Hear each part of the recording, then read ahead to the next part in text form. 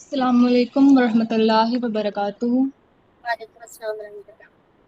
رب اشرح لی صدری ویسر لی امری واحلل عقدۃ من لسانی یفقہوا قولی۔ اعوذ باللہ من الشیطان الرجیم، بسم اللہ الرحمن الرحیم۔ کتب علیکم اذا حضر احدکم الموت ان ترک خیر الوصیۃ للوالدین والاقربین بالمعروف حقا علی المتقین فمن بدلہ بعد ما سمعہ فإنما اسمہ علی الذین یبدلونہ ان اللہ سمیع علیم۔ فمن خاف من موص جنفا او اثما فاصلح بینہم فلا اثم علیہ ان اللہ غفور رحیم۔ ترجمہ: تمہارے لیے لازم کیا گیا ہے کہ جب تم میں سے کسی کی موت کا وقت آئے اور وہ اپنے پیچھے مال چھوڑ رہا ہو تو ماں باپ اور رشتہ داروں کے لیے پہلے طریقے سے وصیت کرے۔ یہ حق ہے پرہیزگاروں یعنی اللہ کا ڈر رکھنے والوں پر۔ پھر جنہوں نے وصیت سنی اور بعد میں اسے بدل ڈالا تو اس کا گناہ ان بدلنے والوں پر ہوگا۔ اللہ سب کچھ سنتا اور جانتا ہے۔ ہاں، جس کو یہ ڈر ہو کہ وصیت کرنے والے نے انجانے میں یا جان بوجھ کر حق مارا ہے اور پھر معاملے سے تعلق رکھنے والوں کے بیچ وہ سدھار کرے تو اس پر کچھ گناہ نہیں ہے۔ اللہ معاف کرنے والا اور رحم کرنے والا ہے۔ سورہ بقرہ آیت نمبر 180، 181 اور 182۔ یہاں پر لفظ آیا ہے کتبہ۔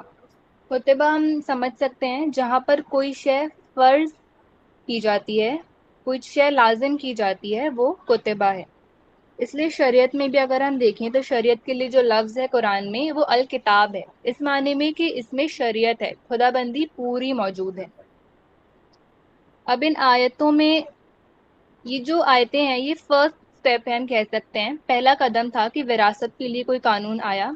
اس سے پہلے اس زمانے میں وراثت کے لیے کوئی قانون موجود نہیں تھا۔ تب ایسا ہوا کرتا تھا کہ جو بھی انسان اگر انتقال کر گیا تو اس کی جو بھی زمین جائیداد ہے، جو بھی اس کی چیزیں اس میں چھوڑ کے گیا ہے، جو بھی اس کا مال ہے، وہ پورا اس کے جو بڑے بیٹا ہوتا تھا وہ اسی کے حصے میں آ جاتا تھا اور وہ بڑا بیٹا ہی اس ساری چیزوں کا مالک بن جاتا تھا۔ اس کے مال میں نہ اس کی بیوی کا کوئی حصہ، نہ اس کے باقی بچوں کا، کسی کا کوئی حصہ اس میں نہیں تھا۔ تو یہ پہلی ایسی آیت تھی جس میں وراثت کے لیے کوئی قانون آیا تھا۔ آج بھی اگر ہم دیکھیں تو بہت سے لوگ ہیں جو کہتے ہیں کہ ہمارے ہاں تو بیٹیوں کو حصہ ہم لوگ نہیں دیتے، ہمارے یہاں نہیں دیا جاتا اس لیے ہم نہیں دیں گے۔ تو ایسا نہیں ہوتا، اللہ تعالیٰ نے اگر قرآن میں بتا دیا ہے تو پھر وہ آپ کو دینا پڑے گا۔ اگر آپ یہ نہیں کر رہے ہیں تو پھر یہاں پہ آپ کی پکڑ ہوگی آخرت میں۔ پر یہ ہے کہ حالانکہ یہ آیت جو تھی اس کو آگے منسوخ کر دیا گیا تھا، کیونکہ سورہ نساء میں آگے دوسری رکوع میں اللہ تعالیٰ نے پورا ڈیٹیل سے قانون وراثت کو بتایا تھا، نازل کیا تھا۔ تو اب ہم لوگ جو فالو کرتے ہیں، ہمیں جو فالو کرنا ہے وہ سورہ نساء میں جو قانون آئے ہیں، سورہ نساء میں جو لاز آئے ہیں وہی ہمیں فالو کرنا ہے۔ یہ آیت اب منسوخ شمار ہوتی ہے۔ ہاں، پر اس آیت کا ایک جز جو حضرت محمد صلی اللہ علیہ وسلم نے برقرار رکھا ہے، جو سنت سے جاری ہے، وہ یہ ہے کہ اگر کوئی انسان کرنا چاہے تو وہ اپنے مال کا 1/3 حصہ وصیت کر سکتا ہے، پر صرف 1/3، اس سے زیادہ نہیں۔ اور جو وصیت وہ کر رہا ہے وہ وارث کے لیے وصیت نہیں ہوگی، جس کا آلریڈی وراثت میں حق طے ہو گیا ہے۔ اللہ تعالیٰ نے سورہ نساء میں بتایا ہے کہ آپ کو اپنی وراثت میں کن لوگوں کو حق دینا ہے۔ تو جن لوگوں کو حق مل چکا ہے اب اس کو آپ وصیت نہیں کر سکتے۔ آپ کا جو 1/3 مال ہے اس کی بھی وصیت آپ صرف غیر وارث کو کر سکتے ہیں۔ جیسے اگر کوئی انسان کسی دینی ادارے میں کچھ پیسے ڈونیٹ کرنا چاہے، یا وہ اس کے نالج میں کوئی بیوہ ہو، کوئی یتیم ہو، یا جس کو بھی وہ محتاج سمجھتا ہو کہ یہ ضرورت مند ہیں، وہ اپنے مال کا 1/3 حصہ ان کو دے سکتا ہے۔ اور باقی جو بچے ہوا 2/3 مال ہے وہ اس پر تو قانونی وراثت کے حساب سے ہی ڈیل کیا جائے گا۔ اس میں جن لوگوں کا حصہ اللہ تعالیٰ نے بتا دیا ہے ان لوگوں کو ہی اس میں سے حصہ ملے گا۔ اور اس کی ڈیٹیل ہمیں سورہ نساء میں ملے گی، تفسیر اس کی۔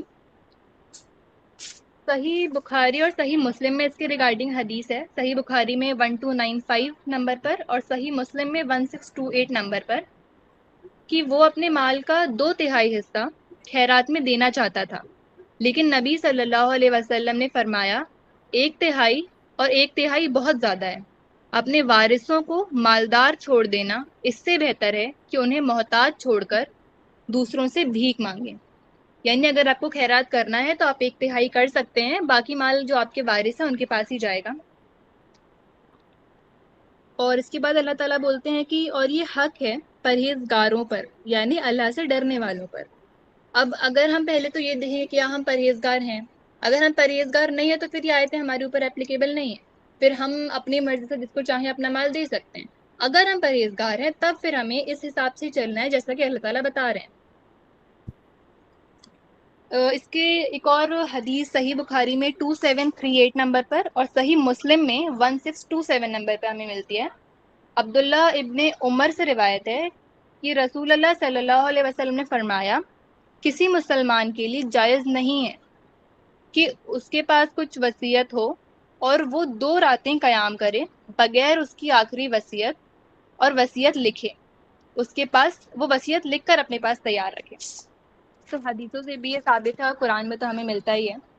اس کے بعد اگلی آیت نمبر 181 میں اللہ تعالیٰ فرما رہے ہیں، یہاں پر ان لوگوں کے بارے میں اللہ تعالیٰ بتا رہے ہیں، ان لوگوں کا ذکر کر رہے ہیں کہ کسی انسان نے مان لیجئے اپنے انتقال سے پہلے وصیت کر دی اور پھر کسی نے اس کے انتقال کے بعد خود اس وصیت کو بدل دیا. اس نے اپنے حساب سے اس نے اپنے حصے میں زیادہ لکھ لیا، اس نے کسی اور کے حصے میں کم لکھ لیا، یا اس نے اپنی بہنوں کے حصے میں وصیت جو تھی اس کو کاٹ دی، ختم کر دی، تو وہ اس کا جو سزا ملے گی نا وہ وصیت کرنے والے کو نہیں ملے گی، کیونکہ وصیت جس نے کر کے گیا وہ شریعت کے حساب سے صحیح وصیت کر کے گیا تھا. اب بعد میں اگر کسی نے اس کو بدلا تو بدلنے والوں پر ہی اس کی سزا اللہ تعالیٰ دیں گے، کیونکہ اللہ تعالیٰ سب جان رہے ہیں، سب سن رہے ہیں. پر ایک چیز اگر ہم دھیان رکھیں کہ یہ جو پورا فارمولا ہے کہ بدلنے والوں کو سزا ملے گی، یہ تب ہی اپلیکیبل ہے جب جس نے وصیت کری اس نے شریعت کے اکارڈنگ قرآن اور سنت کے مطابق صحیح وصیت کری. کیونکہ اس کے بعد اللہ تعالیٰ ہمیں بتا رہے ہیں کہ اگر کسی کو یہ اندیشہ ہوا کہ کرنے والے نے غلط وصیت کی ہے، اس سے کچھ غلطی ہو گئی ہے، اس سے کچھ بھول چوک ہو گئی ہے، یا اگر اس نے جان بوجھ کر بھی غلط وصیت کری ہے، پھر اگر کوئی شخص اس کو اندیشہ ہوا اور وہ جو وارث ہیں، جو اس معاملے کے جو دیکھنے والے ہیں، جو وارث ہیں جن کے لیے وہ وصیت تھی، وہ ان کو جمع کر کے ان کے ساتھ مشورہ کرے، ان کے ساتھ صلاح کرے اور ان سے بتائے کہ جی وصیت تو یہ تھی، جو صحیح وصیت تھی وہ تو ایسی ہونی چاہیے تھی. پر کرنے والے نے جس نے وصیت کر کے گیا ہے اس نے تو ایسی وصیت کر دی ہے، اگر آپ میری بات سے اتفاق رکھتے ہو تو کیا میں اس وصیت کو سدھار دوں؟ تو تب پھر اس انسان پر کوئی گناہ نہیں ہوگا، کیونکہ اس نے ایک غلط وصیت کو اللہ کے حکم کے مطابق سدھار دیا ہے. اور بے شک اللہ بہت معاف کرنے والا ہے اور رحم فرمانے والا ہے. اللہ ہم سب کی نیتوں کو بخوبی جانتا ہے. یہاں پر بھی اس انسان کی نیت پر ڈیپینڈ کرتا ہے. اس کی نیت یہ ہونا چاہیے کہ میں اللہ کی رضا کے لیے اس وصیت کو سدھار رہا ہوں، کیونکہ صحیح بخاری کی پہلی حدیث ہے کہ اعمال کا دار و مدار نیتوں پر ہے، تو نیت بدلنے والے کی صحیح ہونا چاہیے. اس کے بعد اگر ہم ان آیتوں کا کنکلوژن دیکھیں تو پہلی چیز تو یہی ہے کہ سورہ بقرہ 180 آیت میں جو وراثت کے بارے میں جو حکم آیا ہے وہ پہلا قدم تھا وصیت کے ریگارڈنگ.